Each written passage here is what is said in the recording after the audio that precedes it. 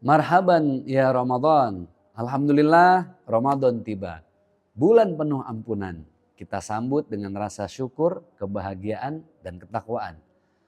Ramadan itu bukan cuma soal lapar dan haus. Ramadan itu sekolah pengendalian diri. Allah Subhanahu wa taala berfirman, "A'udzubillahi minasyaitonirrajim. Ya ayyuhalladzina amanu kutiba alaikumusiyam kama kutiba alal ladzina min qablikum la'allakum tattaqun." Surat Al-Baqarah ayat 183. Tujuan puasa itu jelas agar kita bertakwa. Dan takwa itu lahir ketika kita mampu menahan diri dari hawa nafsu. Di usia sekarang ini hidup semakin kompleks. Karir, keluarga, tanggung jawab, bahkan ambisi. Kita sering ingin semuanya serba instan dan cepat. Cepat sukses, cepat kaya, cepat dihargai. Tapi Ramadan mengajarkan satu hal yang penting buat kita. Tidak semua yang kita mau harus langsung kita ambil.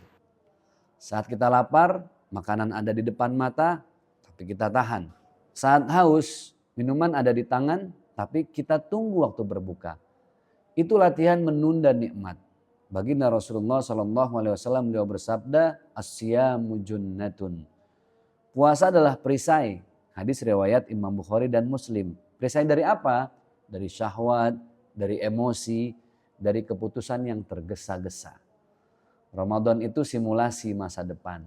Kalau hari ini kita bisa menahan yang halal karena Allah, maka setelah Ramadan kita harus lebih mampu menahan yang haram karena Allah.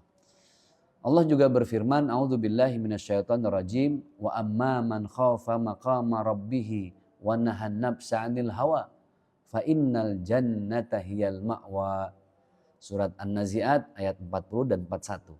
Siapa yang mampu menahan hawa nafsunya, maka surgalah tempatnya. Ramadan bukan hanya tentang 1 bulan. Ramadan adalah latihan karakter, latihan jauhi dendam, latihan mengolah emosi, latihan menjaga semua indera tubuh dari hal-hal yang Allah larang. Karena musuh terbesar kita bukan orang lain, tapi hawa nafsu kita sendiri. Semoga Ramadan kali ini bukan sekedar lewat, tapi benar-benar mengubah cara kita mengendalikan diri demi masa depan dunia dan akhirat.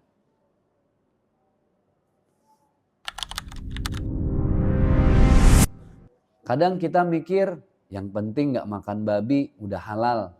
Padahal halal dan sehat itu jauh lebih luas dari sekedar satu jenis daging. Allah Subhanahu wa taala berfirman, "A'udzubillahi minasyaitonirrajim. Ya ayyuhan nas, kulu mimma fil ardi halalan thayyiba." Wahai manusia, makanlah dari apa yang ada di bumi yang halal lagi baik. Surat Al-Baqarah ayat 168. Perhatikan, Allah nggak cuma bilang halal tapi juga thayyib, baik, bersih, sehat, layak untuk tubuh dan jiwa. Artinya apa? Bukan cuma soal bahan tapi juga cara mendapatkannya. Bukan cuma soal label tapi juga prosesnya. Gaji halal, bisnis bersih, nggak tipu-tipu, nggak manipulasi. Karena dari situlah makanan kita tumbuh. Rasulullah SAW bersabda, "Innallaha thayyibun la yaqbalu illa thayyiban." Sesungguhnya Allah itu maha baik dan tidak menerima kecuali yang baik. Hadis riwayat Imam Muslim. Kalau yang masuk ke tubuh kita halal dan baik, insya Allah hati lebih tenang.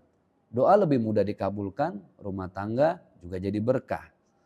Usia sekarang ini adalah fase-fase kita produktif, kerja keras, bangun keluarga, bangun masa depan. Jangan cuma kejar kenyang, tapi kejar keberkahan. Karena yang bikin hidup tenang bukan cuma perut yang penuh, tapi rezeki yang halal dan thayyib. Kadang kita ngerasa, alhamdulillah rezeki lagi naik. Orderan masuk, kerjaan lancar, cuan ngalir. Dan memang rezeki itu boleh dinikmati. Islam gak pernah melarang kita bahagia dengan hasil usaha kita sendiri. Tapi jangan lupa, rezeki itu bukan cuma reward, tapi juga amanah.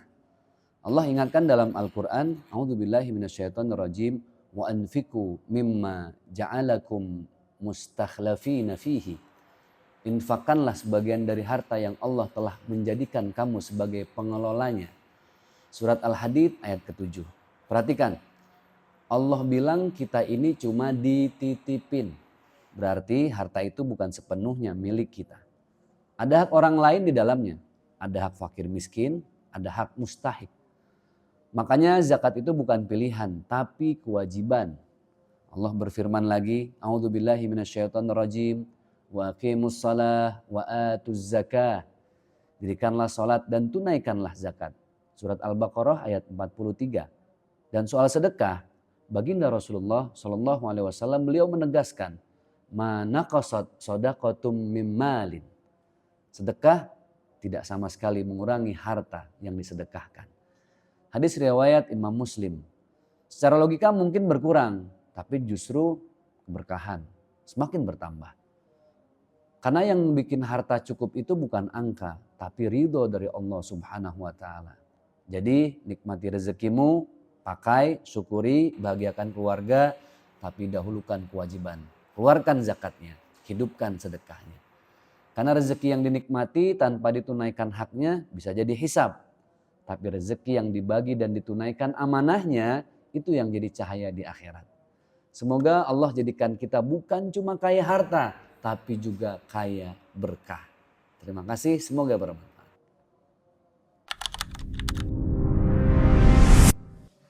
Ramadan itu bukan garis finish, tapi proses menata masa depan. Bukan sekedar sebulan kita beribadah, lalu selesai saat takbir berkumandang. Bukan. Ramadan adalah training camp rohani untuk 11 bulan berikutnya.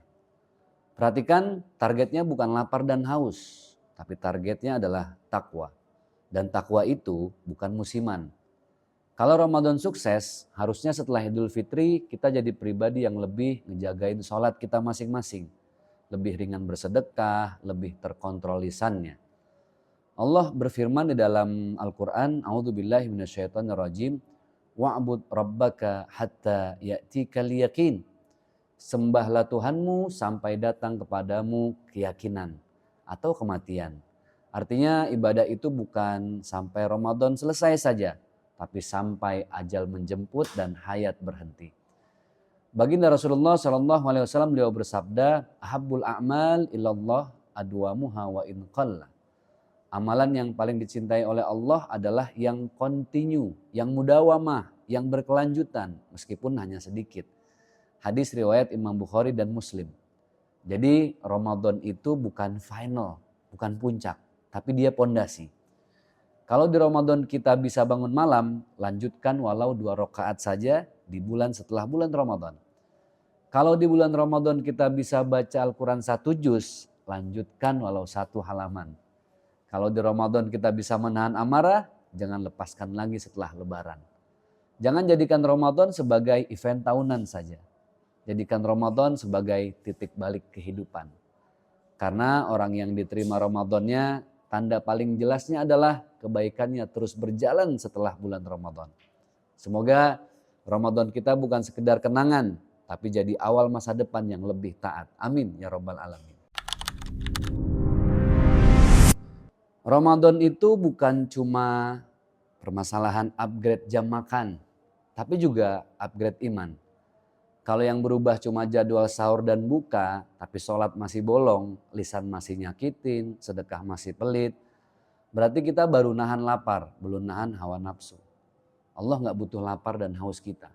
Yang Allah mau itu hati yang makin lembut, ibadah yang semakin rapi, dan akhlak yang semakin membaik.